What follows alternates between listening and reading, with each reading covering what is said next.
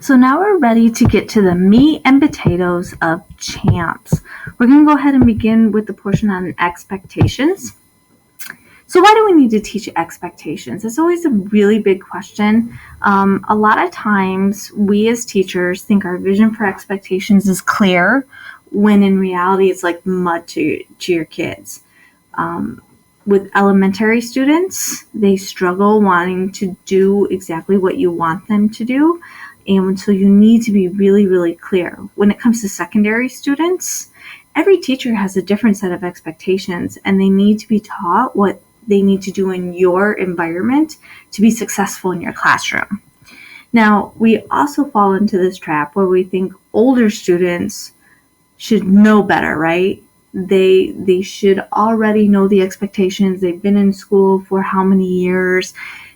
The reality of it is, it goes back to kind of the first concept, and that's every teacher has a different set of expectations. They really don't match when you get down to it, because we're so minute and we like things structured in our rooms all differently. And so it actually, the older the students get, the more you actually have to reinforce a few things. And finally, we are under this assumption that expectations should be taught at home, when in reality that's not the case. They need to be taught how to behave in our classroom setting, specifically for us and for the instruction that's going to take place. Our kiddos are coming from very diverse homes nowadays. 51% of students in public education, for example, are free and reduced lunch. It's a new dynamic when it comes to expectations, so you really do need to take the time to teach them.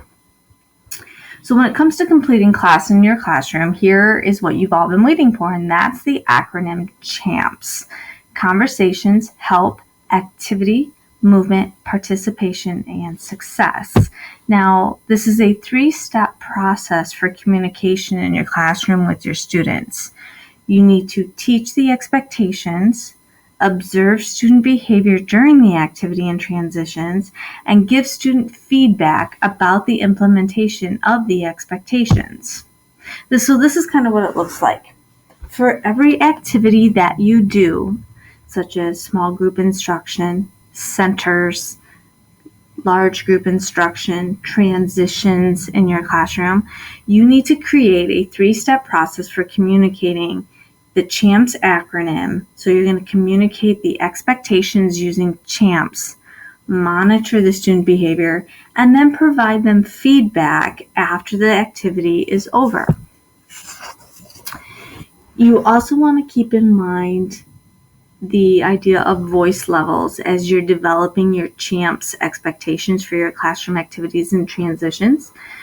Now, these voice levels at an elementary level can be done visually, such as the poster on the right, but 0 typically is no talking, 1 is whisper or partner talk, 2, conversation or table talk, 3 is presentation, 4, outside voice, and 5 is emergency voice. These are kind of universal numbers, and I've seen teachers use these K-12. They're totally universal when it comes to classroom settings. So you're going to want to keep that in the back of your mind. Now, you're going to want to clarify defining CHAMPS for specific instructional activities. So the first thing you have to ask yourself is, what type of activities in my classroom do I need to use the acronym CHAMPS? One of the activities you're going to do before the course is over is complete kind of a brainstorming list of all the different activities in your classroom that you want to use CHAMPS for. So for example, opening and attendance routines, class meetings, teacher-directed instruction, tests and quizzes, small group instruction, centers, labs, independent work, peer tutoring sessions if you do that in your room, sustained silent reading, cooperative groups. So you're going to want to think of all the dynamics and brainstorm them on this list. Once you have that list complete, then you're going to set up your CHAMPS acronym. And that's thinking about, okay, for example, I want my students to do small group activity. Under what circumstances can students talk during this actual activity? Can they talk to each other? Is there some independent time before they talk to each other? Is it partner talk? Is it table talk? H, help. How do they get your attention? How do they ask for help? Do you want them to ask their partners before they come to you? Do you want them to raise their hand to ask for help? Be very explicit about what you want to see there. A is for the actual activity. What is the end product of the activity? What specifically are the instructions? So, for example, working on tasks and activities presented by the teacher, verbal and written responses to the teacher presented tasks. And then finally, movement. Under what circumstances can students move during the activity? Do they have to stay put? Can they get up and sharpen their pencil? Is there going to be movement from group to group? Are they going to have to post something on the board?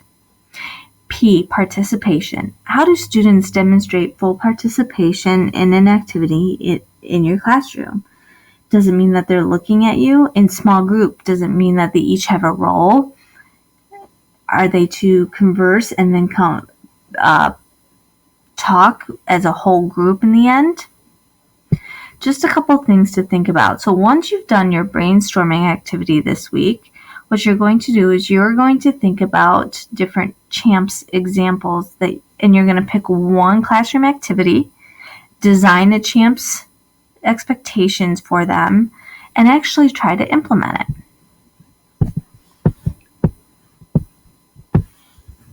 You also need to think about transitions for your students.